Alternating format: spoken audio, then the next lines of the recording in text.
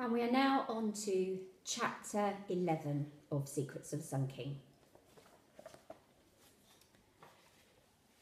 For a wet Monday night, the traffic across London was heavy. We had to change buses twice, pulling up outside the station with only minutes to spare. I still couldn't quite believe this was happening, that I wasn't dreaming. "Which train is it?" Mum was getting in a tiz. "Which platform?" There didn't seem to be any guards to ask. The station had the look of a place closing for the night. The tea stall was packing up, the flower seller sweeping the floor. At the ticket hatch, the blinds were down. The only passengers seemed to be the ones making their way to the exit. Then the terrible truth. On the far wall, the huge station clock showed a couple of minutes past 7. We were too late.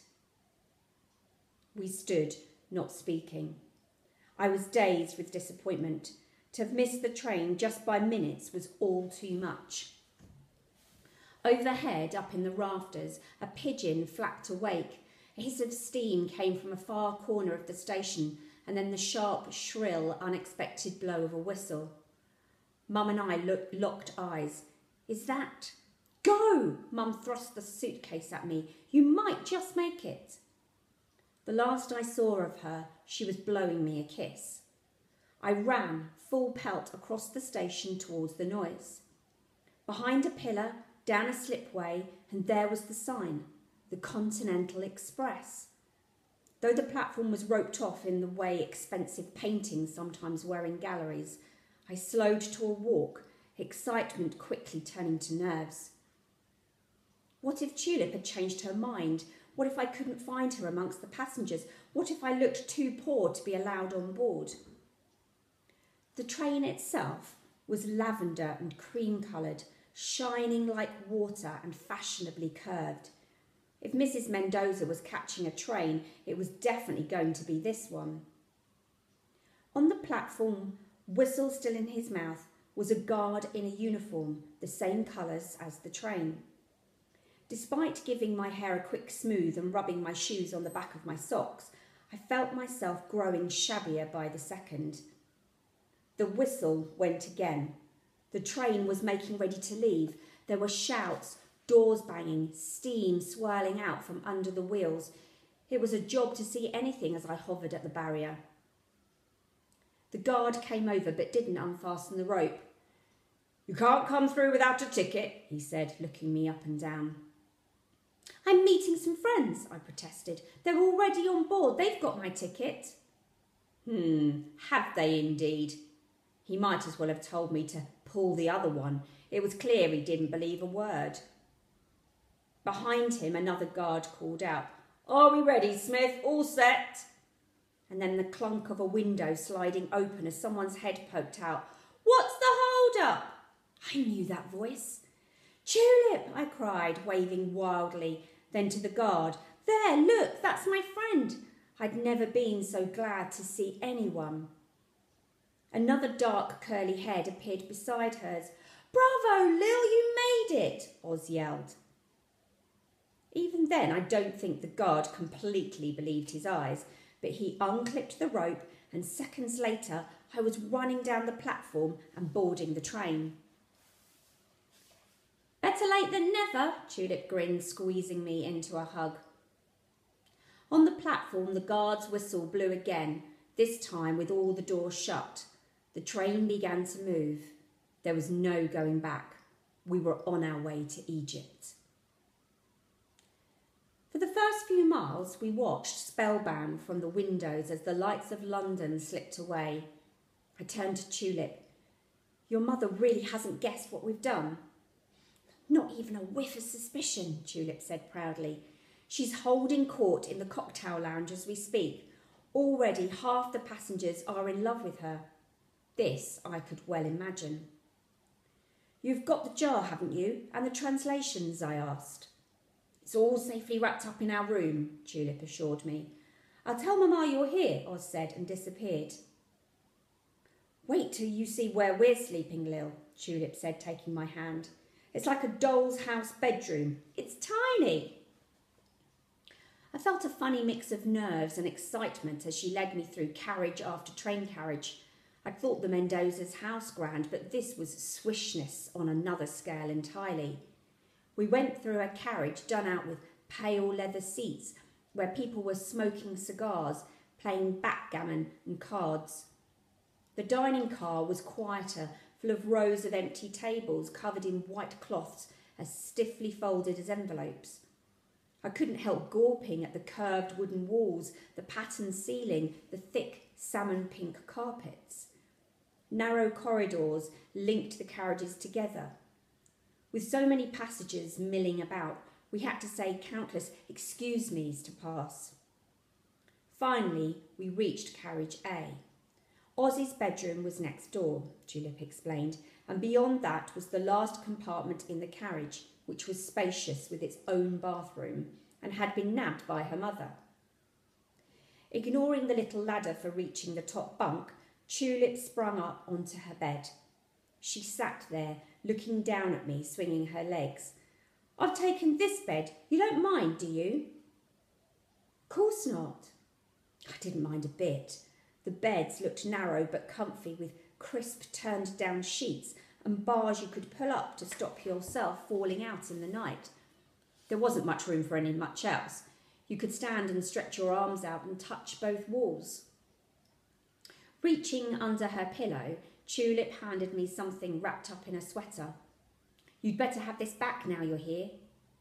It was the jar in its box. "I wasn't looking forward to sleeping with it later," she admitted. I wasn't entirely sure I was either. We found Mrs. Mendoza in the dining car. She looked resplendent in a bright red frock and matching elbow-length gloves. "Mamma gathers new friends like flies," Tulip whispered as we approached. Mrs. Mendoza, bright-eyed and smiling, was definitely a light-up-the-room type of person. I saw it, the other passengers saw it, and so, begrudgingly, did Tulip.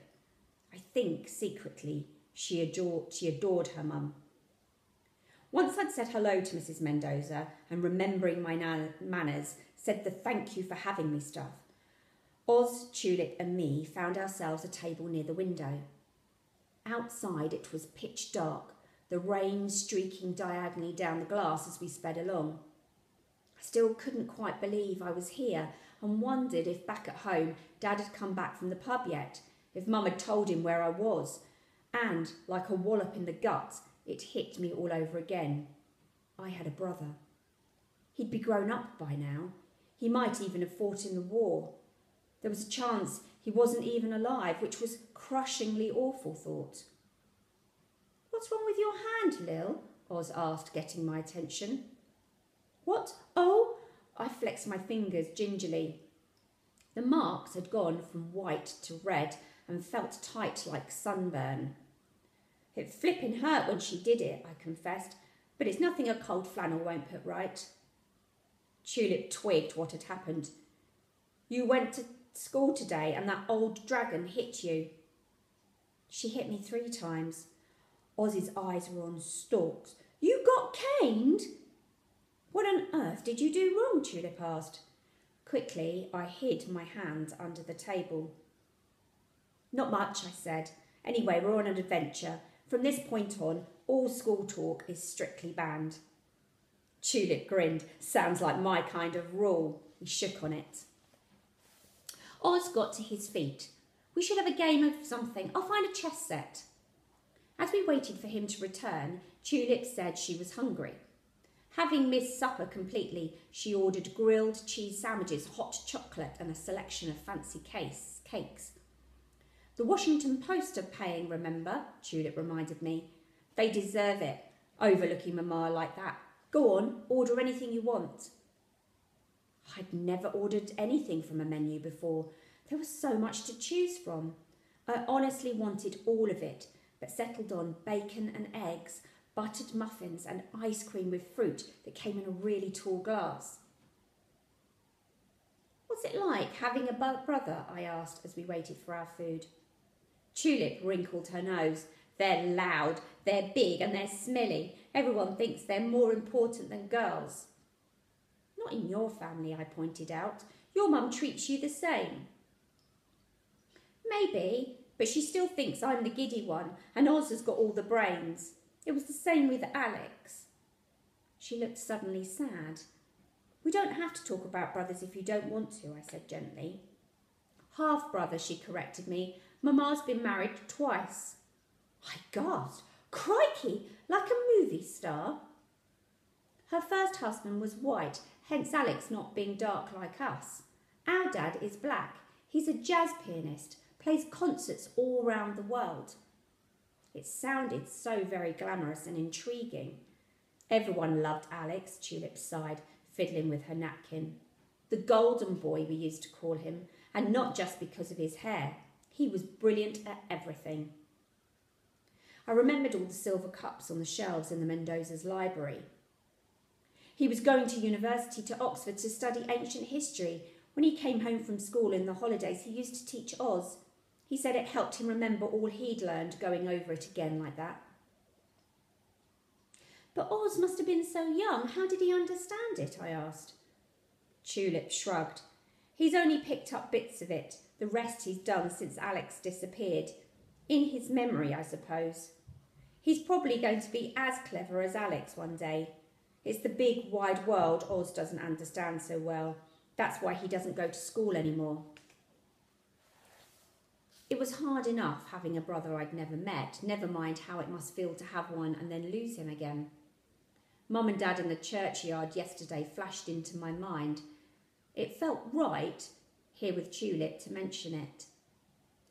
Apparently, my mum had a baby before me. Tulip's eyebrows shot up. So now who's got the mysterious family, hey? I didn't know him, I said quickly. He was adopted years ago before I was born. I've only just found out. Gosh, that must have been a shock. Are you going to go and try and find him? I don't think so. It hadn't occurred to me to. Anyway, he'll be a grown-up now, or I suppose he might be dead. We both felt glumly quiet. Then Tulip slapped the table. Right, enough of this doom, gloom and misery. Where's our food? And Oz with that chess set. Oz and the waiter arrived together. And soon our table was so crowded with food and plates and sparkling cutlery that it was a good job he hadn't found a chess set after all, as there was no space in which to play. Tulip was relieved. Let's play something fun instead, for matchsticks. She whipped out a pack of cards and spent the rest of the evening thrashing us both to smithereens.